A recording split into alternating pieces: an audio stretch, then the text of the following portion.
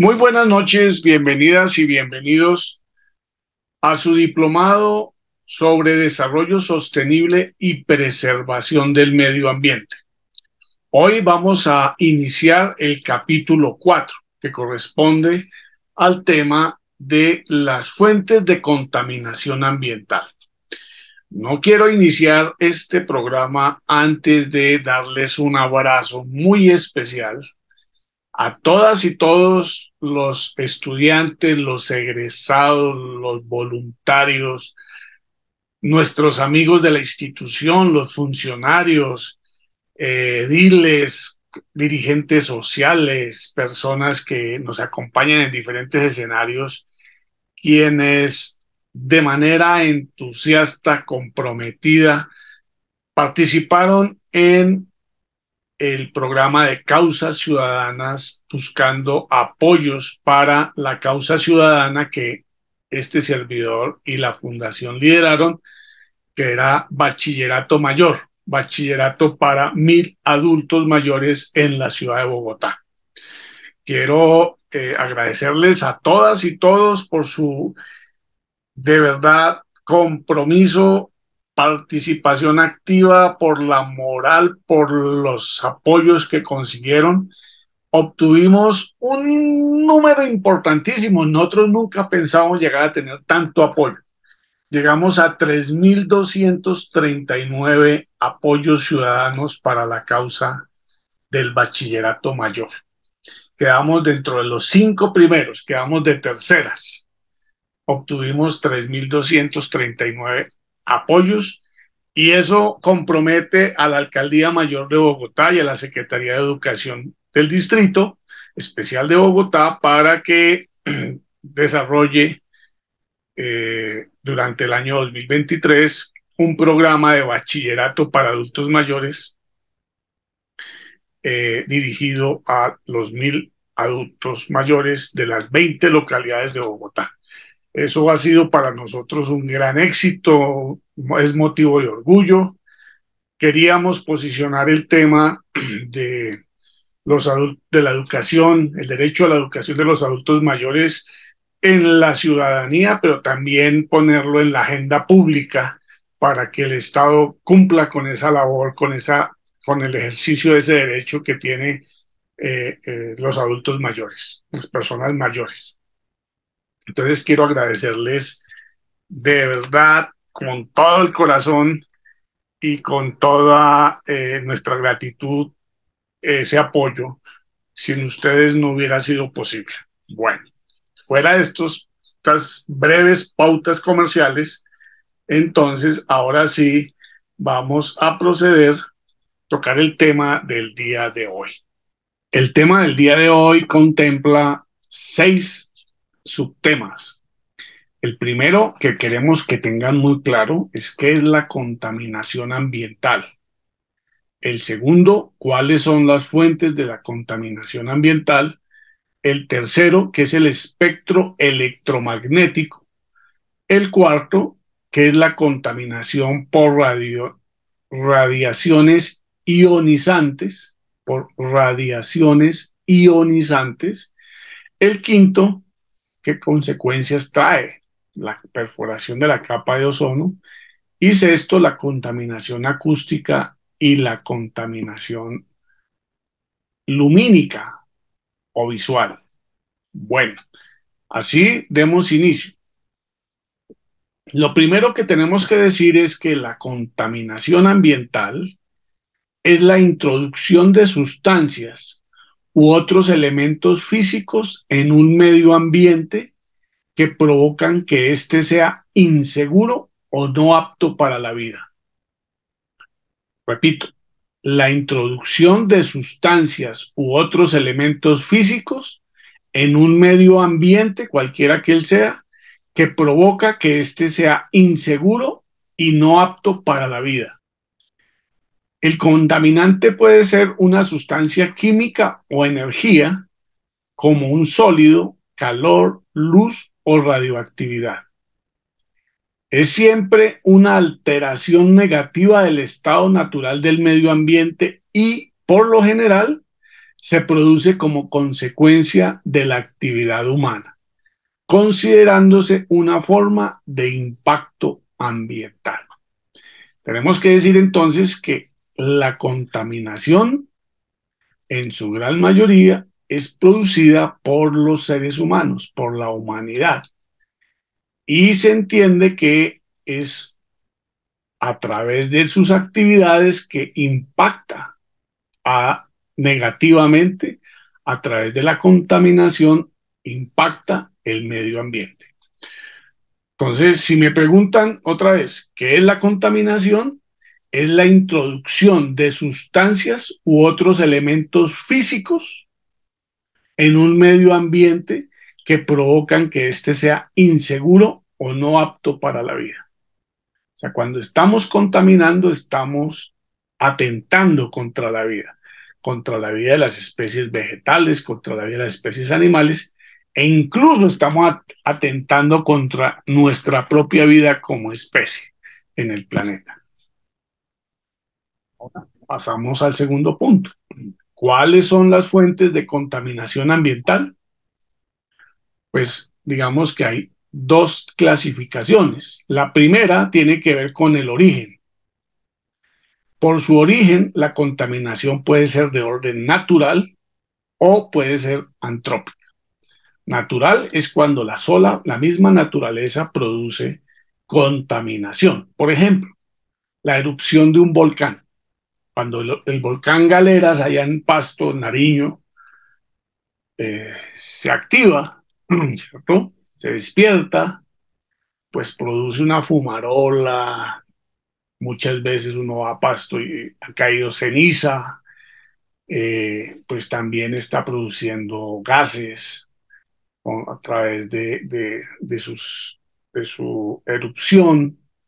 También salen piedras, sale lava, que es material incandescente de carácter físico, que pues daña, contamina el medio ambiente al que llega esas sustancias. Bien puede ser los alrededores del volcán o bien pueden ser zonas muy lejanas que el viento lleva eh, todas sus partículas, el humo, los vapores de diferentes minerales que contaminan el ambiente eh, por un fenómeno natural.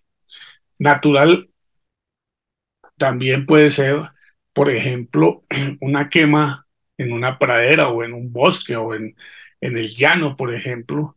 En un verano puede caer un rayo y como las plantas están secas y no hay agua, pues puede producirse un incendio forestal, un incendio que puede quemar grandes cantidades de extensiones de territorio y pues obviamente esa quema es un fenómeno energético que se produce calor e incinera un montón de materia viva y pues obviamente puede poner en peligro muchas especies vivas, tanto de plantas como de animales. Por eso hablamos de que es contaminación. Entonces tenemos dos posibilidades, la natural y la antrópica. La antrópica tiene que ver con todo lo que nosotros generamos producto de nuestras actividades diarias. La disposición de residuos sólidos, comúnmente conocidos como basura. Esos residuos sólidos, pues cada uno de nosotros produce varios kilos diariamente, varios kilos, y pues somos más de 7.000 millones que estamos produciendo todos los días esos residuos, y pues hay que disponer, tenemos rellenos sanitarios, otros no tienen rellenos sanitarios, entonces lo botan al río, lo dejan en la calle, las lluvias se llevan todo ese material y resultan los ríos y resulta afectando, contaminando tanto las aguas como los mares y también pues la tierra y pues afectan la vida. También sí, los vertimientos de agua, las fuentes de agua, la contaminación por las fábricas, por los desechos mismos nuestros todos los días, cuando nos bañamos, nos echamos jabón. Esto es un químico que se va en el agua y contamina. eh, la contaminación del aire a partir del smog que producen los vehículos. Bueno, hay una serie de contaminaciones de carácter antrópico, es decir, que nosotros como seres humanos somos los que más contaminamos. Entonces tenemos dos orígenes, natural y antrópico. Ahora vamos a ver cuáles son los agentes que contaminan. Entonces hay tres tipos de agentes. La contaminación biológica, que es por seres vivos; la contaminación química, que es por productos químicos; y la contaminación física. Entonces, que puede ser por basuras, que puede ser por fenómenos como la radioactividad, como el sonido, como la luz. Bueno, hay muchos, el vertimiento de sustancias, bueno, también está ahí. Vamos a ver de qué se tratan esos tres fenómenos. Entonces, cuando nos dicen cuáles son las fuentes de la contaminación, decimos, por su origen son dos: naturales y antrópicas. Naturales por la propia naturaleza, donde no inciden los hombres; y antrópicas, las que producimos como seres humanos. Y vamos a hablar ahora de las tres fuentes de contaminación, los tres agentes de contaminación, que es la contaminación biológica, la contaminación química y la contaminación física. Vamos a empezar por la contaminación biológica. Dice la guía, dice nuestra investigación, que la contaminación biológica hace referencia a la infestación de un medio por organismos indeseados. Es decir, infestado es sobresaturar o llenar y saturar de algún medio, de algunos organismos indeseados. Por ejemplo, la proliferación de algas en un medio acuático puede ser un factor contaminante porque reduce el oxígeno disponible en el ecosistema y por lo tanto pone en riesgo la vida de los organismos que dependen de él. En esta categoría también se incluyen los microorganismos patógenos, como algunas especies de bacterias, virus, hongos, gusanos, entre otros, que pueden afectar la salud de otros seres vivos. Nosotros acabamos de salir de un proceso de confinamiento voluntario y en algunos casos obligatorio por una infestación de un virus en nuestro medio ambiente, que fuimos viendo cómo desde China se fue propagando por todo el planeta, que fue el coronavirus, el COVID-19. Entonces, eso es un proceso de contaminación biológica. También recuerdo, por ejemplo, las langostas, que son esos saltamontes, esos, no me acuerdo cómo es que se llaman, esos grillos, lo llaman en otras partes, que van en grandes manadas y al llegar a los cultivos, pues arrasan con todas las semillas y con todos los frutos y con todo lo que producía. Por consiguiente, es considerado como una plaga. Lo mismo puede pasar con el buchón de agua, que tapa completamente una laguna o un río y no permite que ingrese la luz, se come todo el oxígeno, bueno, genera una alteración y puede poner en riesgo a algunos seres vivos en ese ecosistema acuático. También podemos hablar de introducción de especies. Por ejemplo, en Colombia, durante la década de los 90, el señor Pablo Escobar, uno de los peores narcotraficantes que ha tenido el país, trajo a la hacienda Nápoles varios animales africanos, entre ellos unos hipopótamos, y esos hipopótamos pues se han reproducido, y hoy en el Magdalena Medio, en el río Magdalena y en varios de sus afluentes, son realmente una plaga. No hay ningún predador que consuma, que coma, ¿cierto?, este tipo de animales tan grandes. Por consiguiente, dentro de la cadena alimenticia ellos no no tienen ningún riesgo y se reproducen libremente y hoy pues ya es un problema de orden ambiental. Entonces, listo, tenemos la primera fuente de contaminación, que es la contaminación biológica por parte de seres vivos. ¿Listos? Vamos a pasar a la segunda contaminación, que es la contaminación química. Es causada por todas aquellas sustancias orgánicas o inorgánicas, o sea, de origen vivo o inerte, naturales o sintéticas. Naturales son las que están en la naturaleza y las sintéticas son las que hemos producido nosotros los seres humanos, que causan el cambio indeseado de la composición química del medio. Oído, la contaminación química es causada por todas aquellas sustancias orgánicas o inorgánicas, naturales o sintéticas, que causan el cambio inesperado de la composición química de un medio en un ambiente determinado. Se presenta en los diferentes estados de la materia, por ejemplo, partículas sólidas, emisiones gaseosas que provienen de la quema de combustibles fósiles, tales como polvos. Entonces vamos a enunciar algunas formas de esa contaminación. Entonces, unas son en formas de polvos, que dicen liberados por la combustión de materiales como asbestos, fibras de algodón, lino, acerrín de madera, talco, y entre otros. Partículas provenientes del pulido, triturado y meteorización de rocas. Entonces, por ejemplo, en las canteras, ¿sí? Donde se hace pulido, triturado y meteorización de rocas. Humo provocado por la quema de carbón, asfalto y petróleo.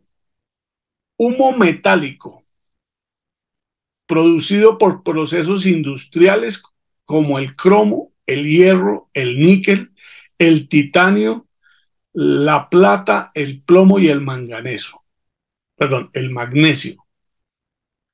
Niebla. Pues tenemos polvo, partículas, humo, humo metálico. Ahora, niebla.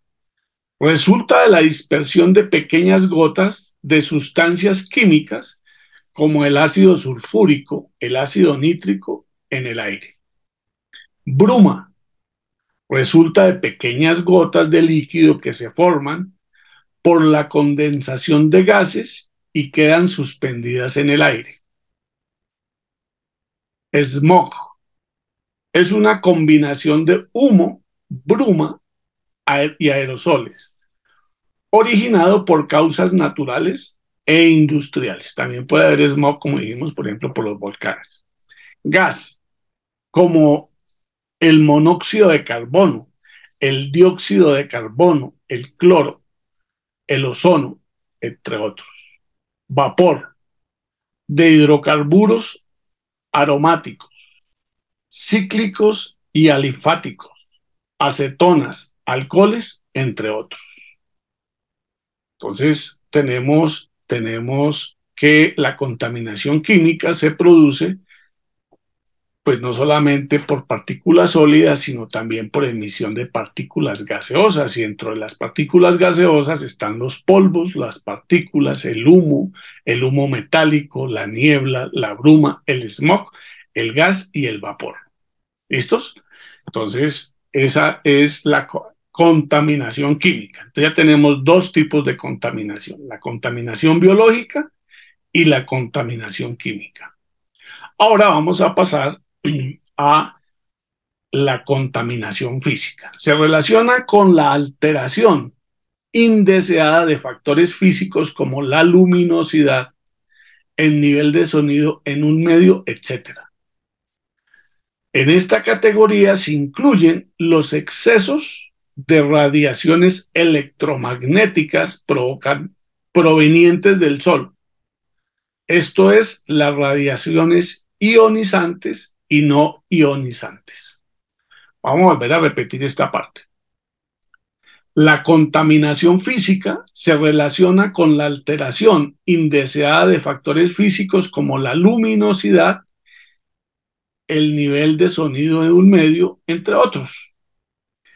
En esta categoría se incluyen los excesos de radiaciones electromagnéticas, las radiaciones electromagnéticas provenientes del Sol. Esto es las radiaciones ionizantes y no ionizantes.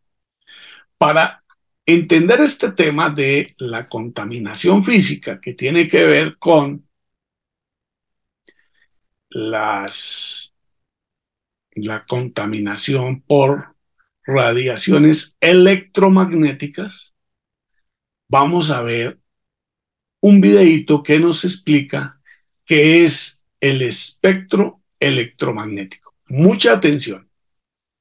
Bienvenidos. Para comprender mejor este tema, le voy a bajar el brillo a nuestro fondo. Ahora sí, comencemos. La luz del Sol viaja en forma de ondas, de las cuales podemos ver una parte, pero otra porción mayor de esas ondas es imperceptible por el ojo humano. Hoy hablaremos del espectro electromagnético. Para ello, debemos remontarnos en la historia, a fines de 1600, cuando Isaac Newton, mediante un prisma de vidrio, dejó pasar un pequeño haz de luz blanca. Notó que esta luz se separaba en muchos colores, como el arco iris, y nombró a este fenómeno espectro. Casi un siglo y medio más adelante, el científico William Herschel, basado en el experimento de Newton, midió la temperatura de los colores del espectro y comprobó que las ondas rojas transportan más calor que las violetas. Pero lo revolucionario de este experimento fue cuando colocó el termómetro al lado de la luz roja y descubrió que la temperatura era mayor. Como se encontraba al lado del color rojo, lo llamó infrarrojo y pudo comprobar empíricamente que existen formas de luz que no son visibles por el ojo humano. Este descubrimiento abrió el campo para muchas investigaciones que permitieron descubrir otros tipos de ondas, como las de radio, que son utilizadas principalmente para transmitir información, como las radio AM y FM, los celulares, los televisores y muchos medios más. Las microondas, que son utilizadas en antenas, radares, satélites para telecomunicaciones y en un uso más cotidiano, para cocinar y calentar los alimentos. El espectro visible, que comúnmente llamamos luz, son las ondas a las que nuestros ojos son sensibles y, como vemos, es una parte muy pequeña del espectro electromagnético.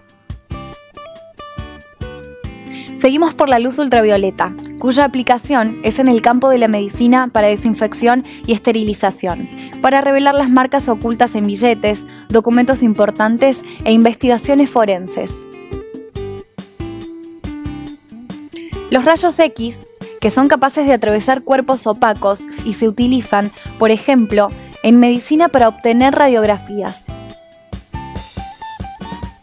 Los rayos gamma. Este tipo de ondas se generan en fenómenos astrofísicos de mucha violencia, como la explosión de una estrella, y también de forma controlada en los reactores de energía nuclear.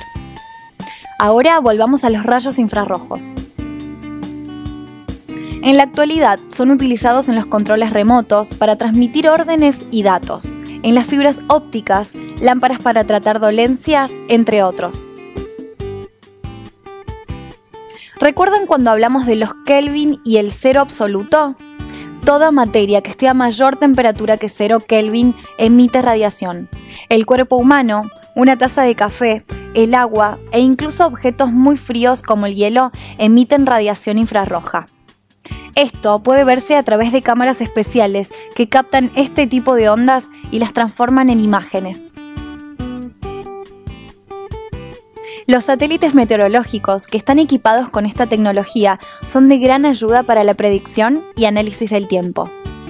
Cuando el satélite explora la Tierra en infrarrojo, estamos viendo la emisión de calor de las diferentes superficies, como el suelo, las zonas marítimas, nubes a diferentes alturas, vapor de agua, etc. Otra ventaja importante es que la lectura infrarroja sirve tanto de día como de noche, por lo que nos proporciona información del estado del tiempo a toda hora. En los informes meteorológicos de la televisión sabemos ver diferentes tipos de imágenes satelitales, pero ese es un tema que veremos unos videos más adelante. Ahora vamos a ver los siguientes datos curiosos relacionados con las ondas del espectro electromagnético. Las radiofrecuencias, como la de los televisores y radios, rebotan en la ionosfera y de esta forma viajan de un lugar a otro del planeta. Para calentar las comidas, el aparato de microondas de nuestra cocina intensifica la actividad molecular del agua provocando fricción y de esa manera calor. Algunas serpientes y peces son sensibles a las ondas infrarrojas y pueden ver a sus presas en las noches más oscuras o en las profundidades del océano donde la luz solar no llega. Otros animales, como los gatos, pueden ver en la noche debido a que su sistema visual permite absorber 5 veces más luz que el ojo humano, algo muy similar a la tecnología de visión nocturna que se utiliza, por ejemplo, con fines militares. Los rayos X, provenientes de las estrellas o el Sol, no pueden atravesar la atmósfera terrestre. Para detectarlos, los astrónomos utilizan telescopios satelitales. De producirse una explosión de rayos gamma cerca de nuestro sistema solar, estos rayos destruirían nuestra capa de ozono, dejándonos expuestos a los rayos ultravioletas más nocivos para la vida. Muy interesante, ¿verdad? Ya conocemos qué es el espectro electromagnético. En el espectro electromagnético encontramos 3 tipos de rayos, básicamente. Los rayos gamma, los rayos X y los rayos ultravioleta. Los rayos gamma son emitidos por el núcleo atómico de sustancias radioactivas, como el helio. Tienen la capacidad de penetrar materiales pesados como el acero y presentan la mayor energía ionizante, siendo capaces de romper moléculas para formar iones. Los rayos gamma se utilizan para combatir plagas, eliminar microorganismos de los alimentos y para irradiar tejidos con cáncer. Interesante. Esos son los usos de los rayos gamma. También están los rayos X, que son emitidos por electrones de sustancias radioactivas que pueden atravesar el cuerpo humano y tienen bajo poder ionizante. Es decir, que no son tan perjudiciales.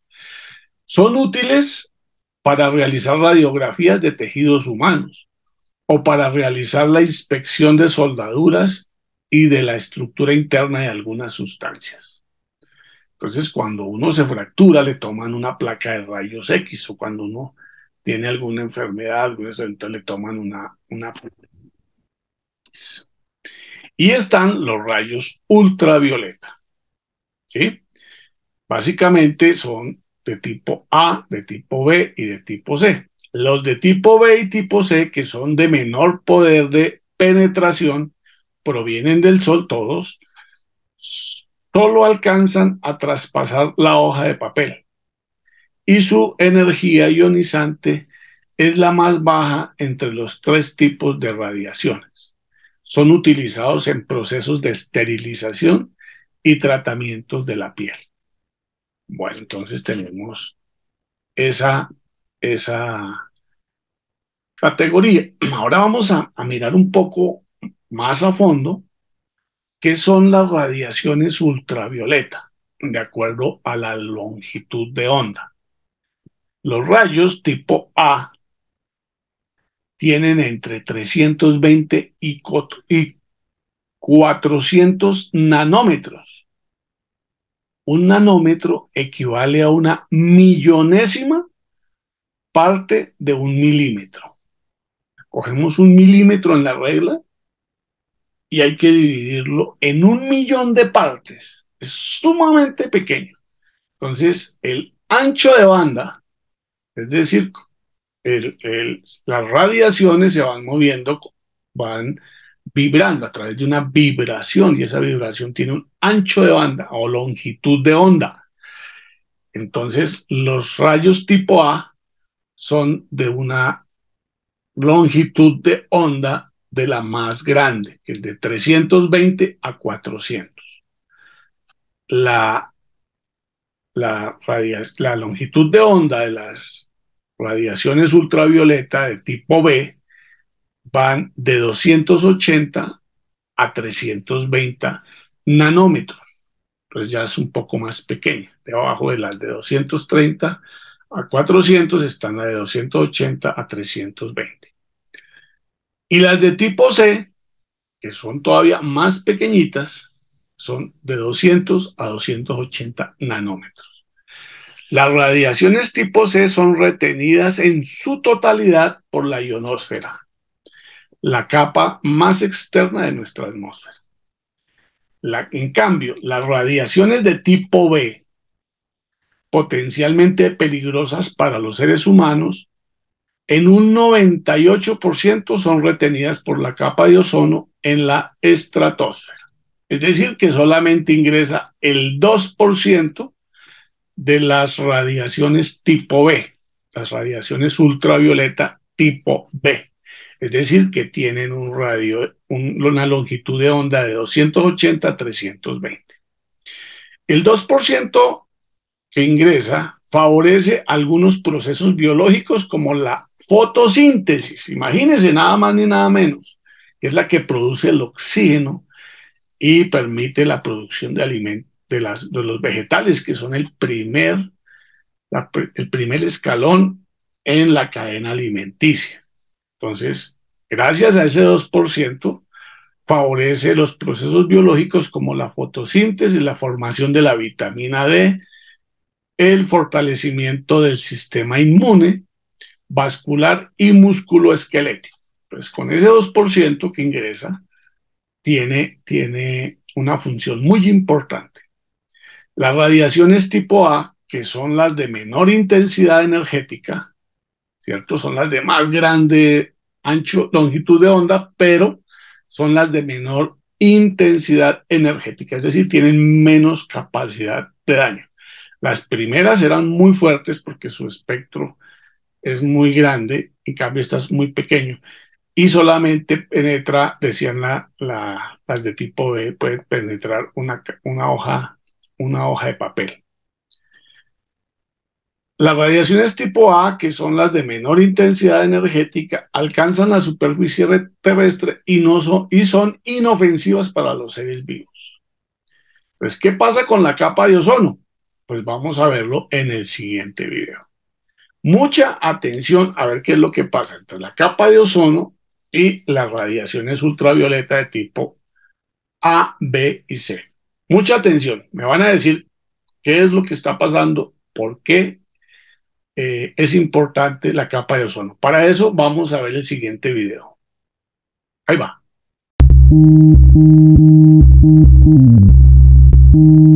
La capa de ozono.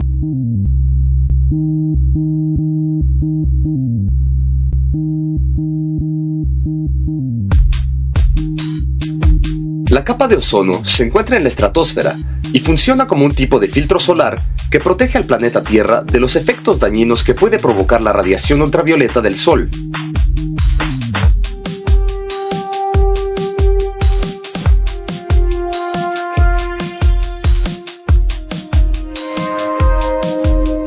El ozono es un gas compuesto por 3 átomos de oxígeno, que se forma y destruye en las capas altas de la atmósfera por efecto de la propia radiación ultravioleta. El ozono se forma cuando un paquete o rayo de energía de luz ultravioleta emitido por el Sol impacta una molécula de oxígeno atmosférico, compuesta por 2 átomos de oxígeno. La energía que impacta la molécula rompe el enlace y libera los 2 átomos de oxígeno. Cada uno de los átomos liberados reacciona con otra molécula de oxígeno y se combinan para formar una molécula de ozono, compuesta ahora por 3 átomos de oxígeno. Este proceso se repite de manera constante y a gran escala en la estratosfera terrestre, a altitudes entre 15 y 30 kilómetros, produciendo la capa de ozono que nos protege de la radiación ultravioleta. Debido a que la actividad humana emite gran cantidad de gases químicos a la atmósfera, la capa de ozono se ha ido desgastando.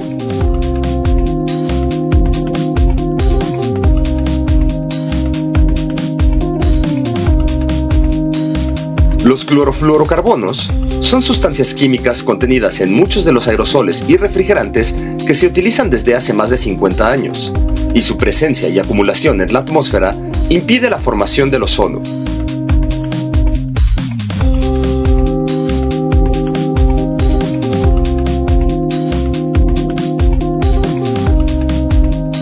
Los daños que provoca la radiación ultravioleta varían de acuerdo al tiempo de exposición e intensidad, y pueden ir desde lesiones en la piel hasta cáncer o mutaciones genéticas.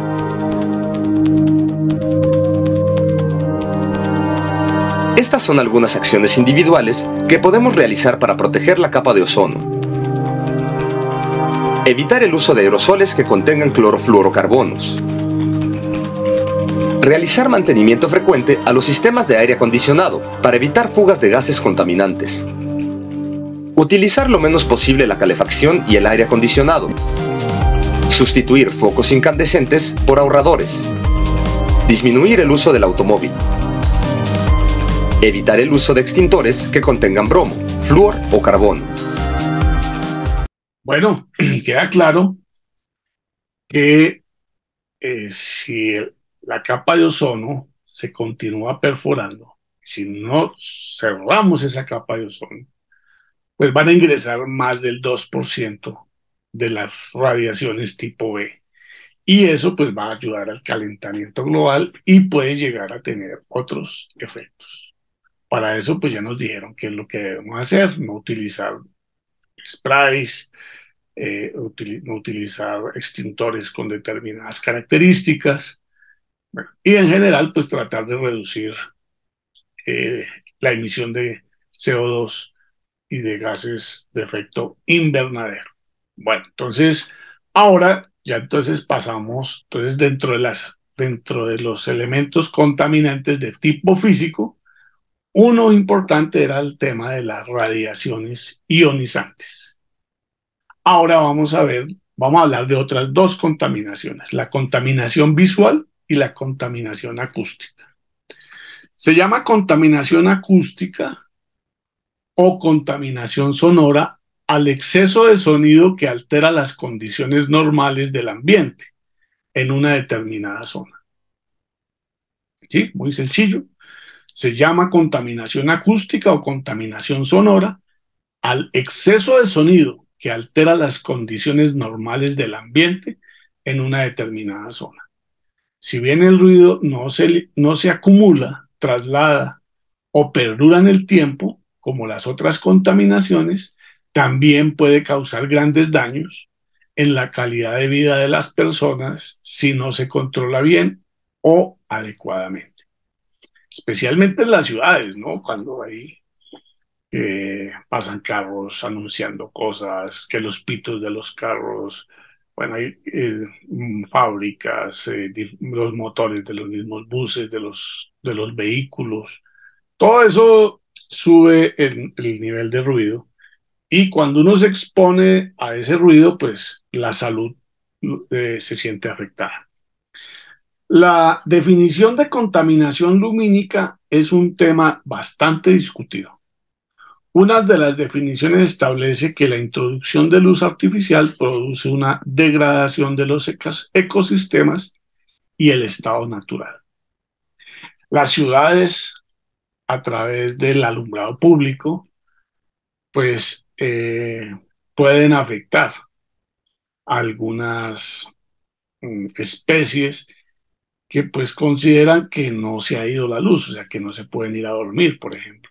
Entonces ese ecosistema próximo a las ciudades pues se ve afectado. Normalmente lo que produce es que las especies migren a otros sitios por la contaminación lumínica, ¿cierto? Entonces, pues es necesario tener claridad sobre esos temas, porque para algunas especies, tanto vegetales como animales, ese es un tema que pone en riesgo su subsistencia, la vida. Como dijimos, es la introducción de sustancias o elementos materiales, energías que afecten la vida. Uno de ellos es la contaminación lumínica. Bueno, hemos terminado con este capítulo. Quiero invitarlas e invitarlos a ver este eh, documento pequeñito sobre lo que es el antropoceno. ¿Has oído hablar del antropoceno? Durante los últimos 200 años, la humanidad ha dejado una huella tan negativa en el medio ambiente que algunos científicos lo describen como una nueva era geológica, la era del impacto del ser humano sobre la Tierra o antropoceno. Desde el periodo preindustrial y especialmente a partir de la segunda mitad del siglo pasado, la degradación del medio ambiente y el cambio climático de origen humano han aumentado a un ritmo jamás visto en ninguna otra época de la historia. ¿Cuáles son las causas del antropoceno?